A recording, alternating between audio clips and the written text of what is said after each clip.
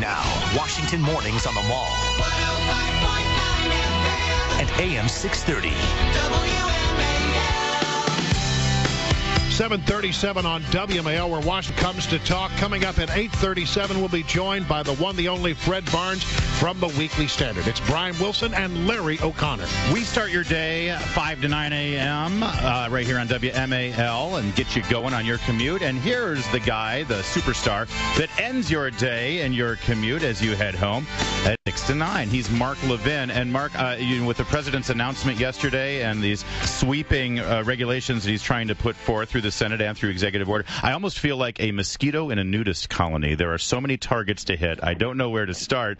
Let's start with this, though, because you're one of the few people in the media who has actually read the Obamacare legislation. And I was struck by how much of what the president put forth yesterday, unilaterally as an executive order, for guns was wrapped up in the Obamacare law. Explain that to me. Well, a couple of things. First of all, these are not 23 executive orders. For instance, he doesn't need to issue an executive order to nominate an ATF director. Some of this is so much crap. It's just unbelievable. He's issuing executive orders to order himself to do what he can already do. That's number one. Number two, there are some bad things in here that do overlap with Obamacare. For instance, Obamacare does prohibit doctors from reporting their patients to the federal government. You know, we have this oath doctors take to uphold ethics and when they're giving medical care and to keep privacy. Many people, you know, when you go to the doctor, you sign these forms, these HIPAA forms. Well, Obamacare actually tried to protect that. And what Obama is saying is it doesn't mean what it says. So I'm directing my HHS Secretary, Catherine Supercilious, over there to issue regulations that bypass it. And one of it is they want psychiatrists and psychologists and therapists and social workers and primary doctors, anybody who comes across somebody who may be violent, and we don't know what that means yet, to report these people to law enforcement. Now, first of all, we don't do this in this country.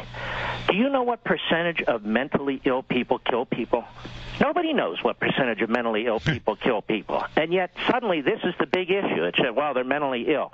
So, and advocates for the mentally ill will say that they're actually the prime targets of violent attacks in this country, much more so than the actual assaulters of violent crime. Well, could well be. But let's take a look just at this poison pill in here. It's un-American, and in many ways, it's fascistic, I would argue.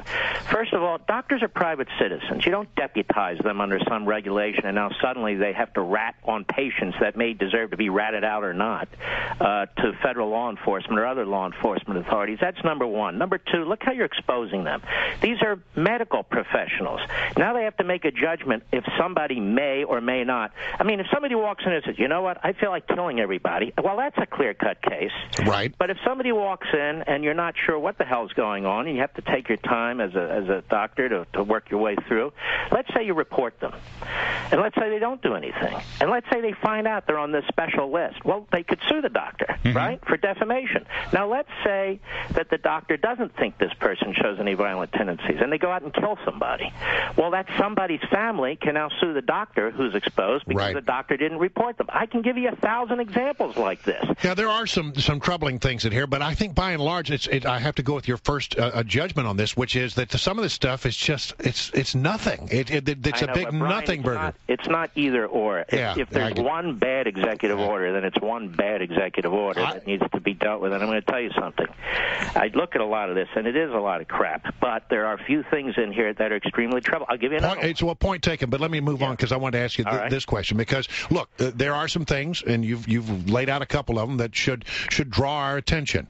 The vast majority of this stuff was a dog and pony show to show that the president, surrounded by children, was doing something because he cares. And because he had the children there, well, he has the superior moral position, because if you don't agree with me, then you don't care about children. And then the other side of this is what he really wants to do is go to Congress and try to get an assault weapons ban. And it's very clear that today he can't even get that through the United States Senate. Right. So it's a lot of sound and fury generally, signifying not much. Well, in many ways you're right, because the AR-15s they keep talking about, that's the most popular rifle in America today. It's a rifle.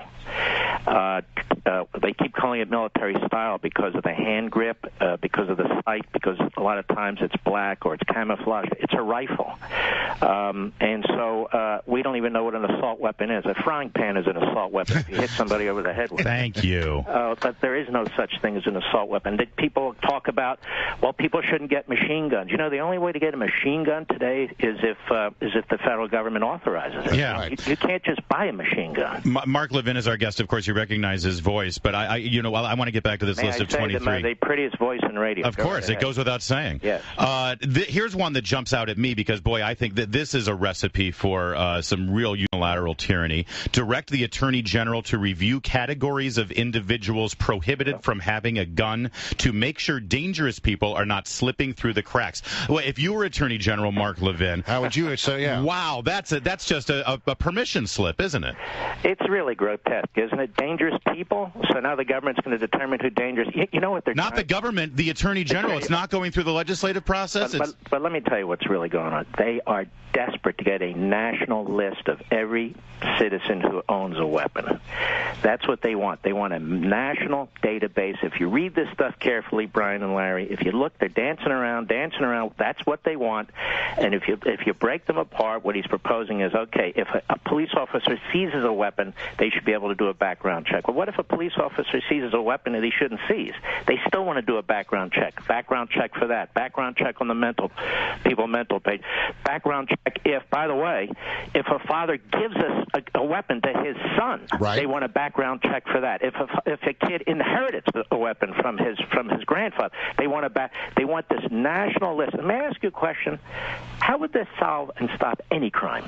We're already doing background checks for the most part to determine if criminals are trying to get weapons. But quickly, let me tell you how the president lies and lies all the time. He said 40% of people guns are sold without background checks. That, John Lott told me, is based on a 251-person survey in 1993-94 during the Clinton administration and did not include the examples I just gave you of a father giving a gun to a son as an example. He said it's well under 10%, and there's no evidence whatsoever that percentage of people are committing crimes. If you're going to commit a crime, you're not going through any background check. Right. You're not going to submit any paperwork. Of course. That's the thing. This is about infringing on law-abiding citizens. All right, Mark Levin, we could have you on for hours, but you know what? You've got 3 hours. Exactly. Yes, tonight at 6 o'clock. And I'm hoping, the one thing I didn't get to ask you, I hope you address it tonight, this whole thing where the cop can arrest you. If you've got a gun, they arrest you. They never arraign you. You never get prosecuted. You never even get charged. But because they arrested you, they now can go through a whole rigmarole on that gun before returning your gun to you. By the way, this Notre Dame running back, so he has a composite girlfriend like Obama did. Yeah. Oh, well played, good, sir. Yeah, we'll hear more about that tonight. Nice little jab as he walks out. All right, Mark Levin tonight, 6 to 9, right here on WMAL.